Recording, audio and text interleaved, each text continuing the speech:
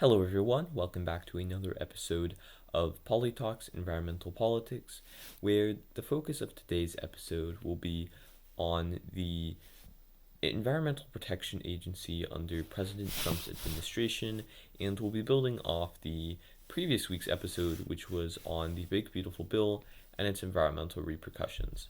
So the moral of this episode is essentially that the Environmental Protection Agency has essentially collapsed in all but name under the Trump administration, and we'll be exploring a couple of reasons why. First, let's turn our attention to the government's shutdown. It's currently entering its third week right now, and let's take a look specifically at which services and agencies within the federal government are most effective and what that reveals about the Trump administration.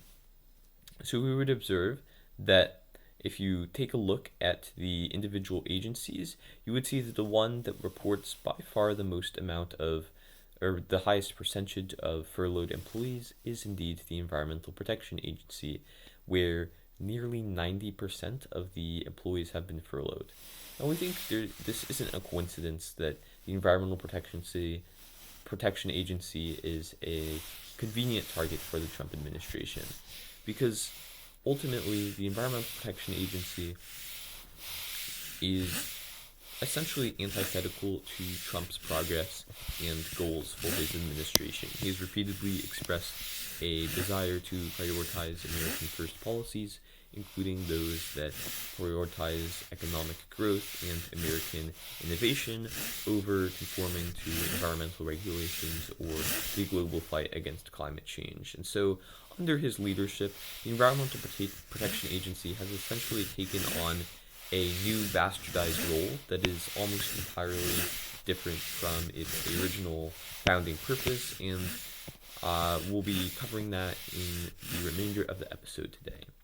So the first thing is what's happening beyond the scope of the shutdown, because ultimately it's no surprise that Trump is furloughing employees within the EPA, but what actually is he doing beyond that that's making this agency essentially a shell of its former self?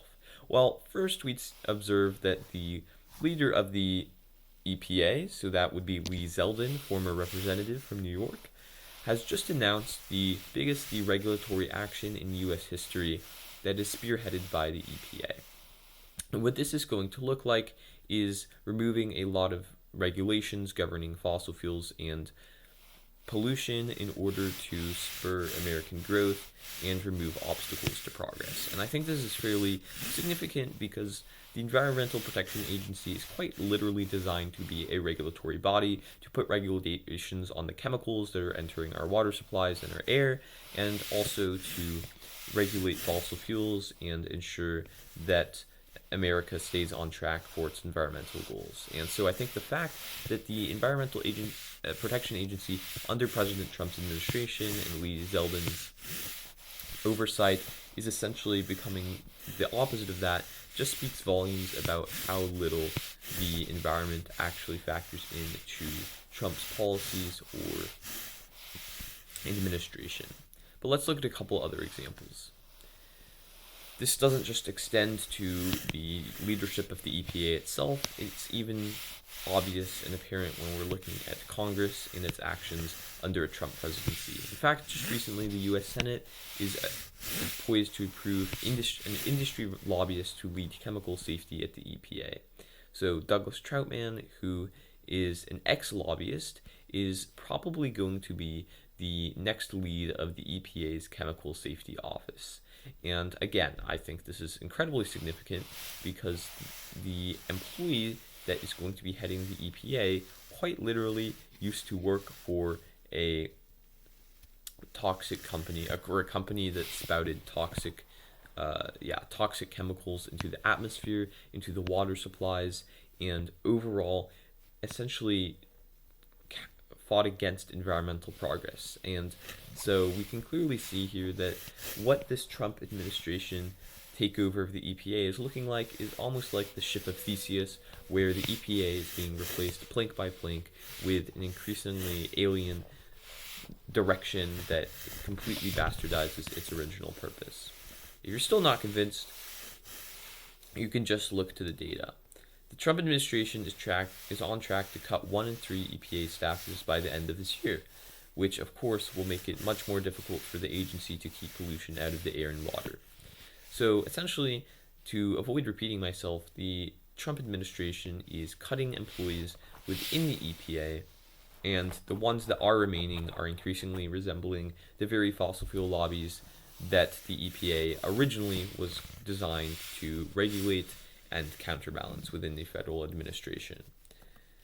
Now, that's not to say that all hope is lost. In fact, there are some legal actions that are demonstrating resistance to this most recent trend. For instance, a collection of states has recently sued the Trump administration over its terminated solar funding. So essentially what happened is the EPA cut a lot of solar programs and Biden-era funding credits, and states are suing that as an unconstitutional breach of contract. So, of course, it's important to note that the Trump administration also has a large influence over the courts. Many of the judges in the federal court system, as well as, of course, the Supreme Court, were originally appointed by Trump either during his first term or the start of this one. And so the prognosis of that legal challenge remains uncertain, but at the very least, states are fighting against this, they're pushing back, and there's resistance at a state level. So with all of this in mind, I want to do a brief synopsis on how we can expect a resolution potentially to this crisis in the years to come, because it's very clear that the EPA and the federal government in general are going to be an absolutely non-existent source of federal regulation for environmental matters for the years to come. In fact, they're actually going to be antithetical towards those goals. So the moral of the story is, until we have a new administration, and I might add a new unilateral administration, including Congress and the president, which of course will not happen for at least another 3 years, the federal government cannot be turned to as a reliable source of progress or even any sort of environmental betterment. So what are we going to have to do in the years to come? Well, I think the answer, while unfortunately slightly less satisfying, is simply going to be that individual states will have to spearhead much of the climate goals for the years to come. And of course, there are states, as I've covered in the past on this channel, like California, that do have substantial environmental regulations and are continuing on a trajectory of emissions reductions, but not all states have the same goals in mind. So in a future episode of this podcast, we'll actually be examining the issue of interstate carbon market linkages and how those actually allow states to implement economies of scale and to broaden their collective economic efforts against climate change. And so that's a potential example of how politically aligned states can actually expand and make their climate action more efficient.